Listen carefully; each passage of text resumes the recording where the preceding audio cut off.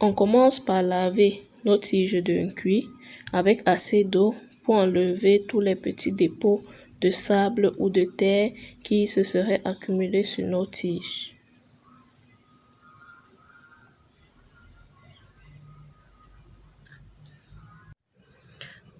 Une fois qu'on a fini de laver nos tiges, la prochaine étape consiste à enlever de ces tiges leur écorce ou peau. Je ne sais pas si c'est comme ça qu'on va appeler ça. En tout cas, on va enlever ce revêtement-là qui est la partie même essentielle de la plante que nous allons utiliser dans la suite.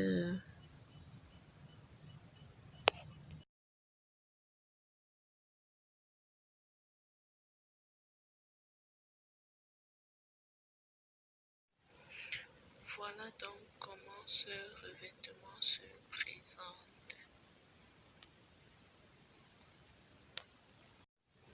La prochaine étape consiste maintenant à bouillir de l'eau et à mettre nos écorces à l'intérieur, puis laisser reposer jusqu'à refroidissement de l'eau.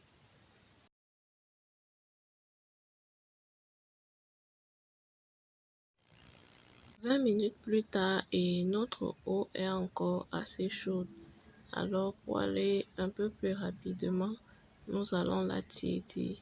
Mais pour ce faire, on va d'abord diminuer parce qu'il est préférable de travailler avec de petites quantités d'eau. Donc on va d'abord diminuer, on va tiédir notre eau jusqu'à obtenir une température qui permet une manipulation assez aisée.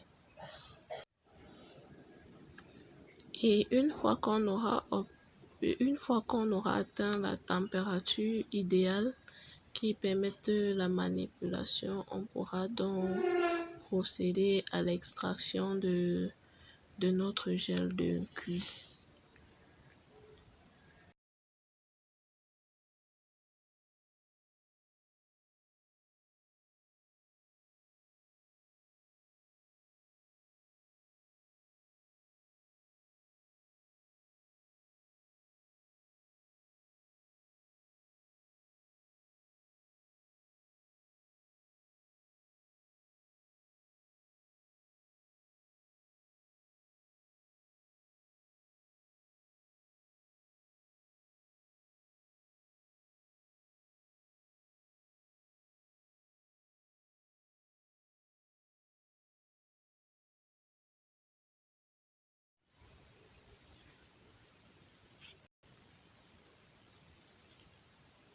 Pour extraire notre gel de cuir, on va maintenant venir masser les écorces et au fur et à mesure qu'on sera en train de masser, on va se rendre compte que notre eau commence à s'épaissir.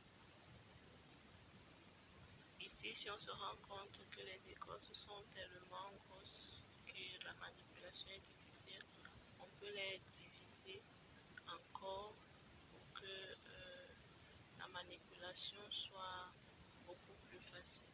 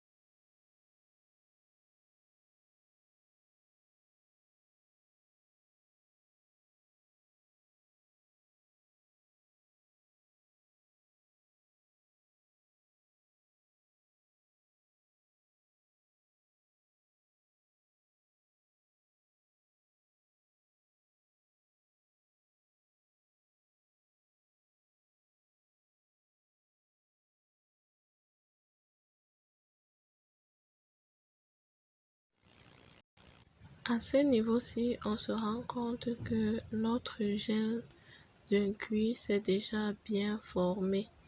Et comment est-ce qu'on le sait? C'est que pendant qu'on masse, on a l'impression qu'il n'y a plus, notre gel ne s'épaissit plus.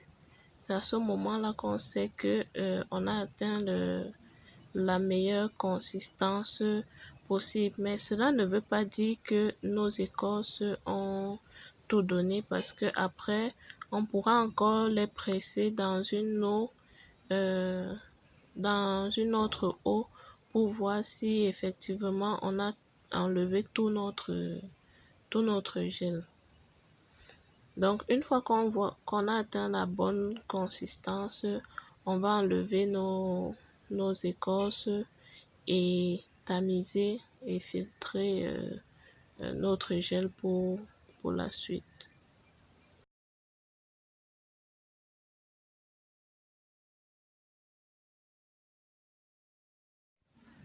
Pour maintenant enlever tous les petits débris d'écorce qui seraient restés dans notre gel, on va filtrer ceci. Et pour ce, moi j'ai utilisé un habit en mousseline. Bon, là j'ai cherché le tissu avec lequel je filtre d'habitude mes préparations. Je ne l'ai pas trouvé. J'avais cet habit en mousseline là, je l'ai utilisé, mais après, je peux le laver et le porter encore sans souci. Mais là, ne faites pas comme nous. Filtrez votre gel en petite quantité pour que ce soit beaucoup plus facile. Là, on a voulu prendre le raccourci et comme on dit souvent, parfois le raccourci cale au cou. Donc, l'étape de filtrage était assez difficile, mais le gel passe assez aisément aussi quand même.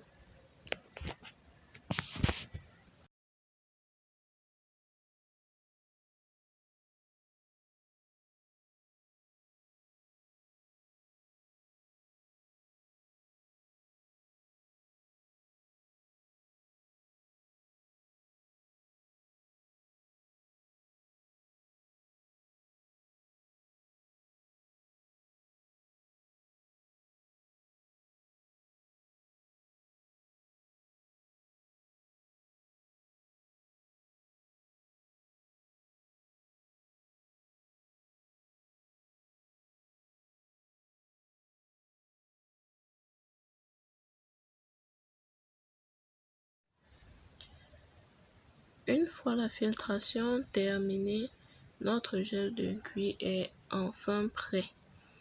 Et là, pour faciliter l'utilisation, nous le mettons dans une bouteille et il sera par la suite transvasé dans notre bec applicateur pour utilisation comme shampoing.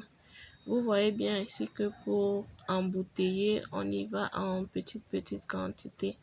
Parce qu'il faut noter que ce mucilage, ce gel-là est assez fluide et un petit geste, un petit moment d'inattention et il va se verser complètement.